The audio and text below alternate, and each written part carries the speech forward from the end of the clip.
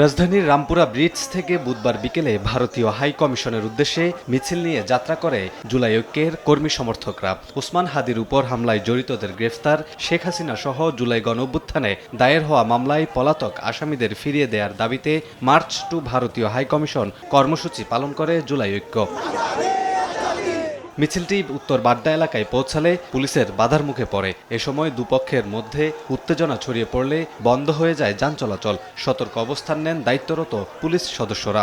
এক পর্যায়ে আন্দোলনরতরা ব্যারিকেডের সামনেই অবস্থান নিয়ে স্লোগান দেন, বাংলাদেশের মাটিতে আর কোনো ভারতীয় প্রক্সিদের মেনে নেওয়া হবে না। পরে উত্তপ্ত পরিস্থিতি সামলাতে ঘটনাস্থলে হাজির হন ডাকসু নেতারা।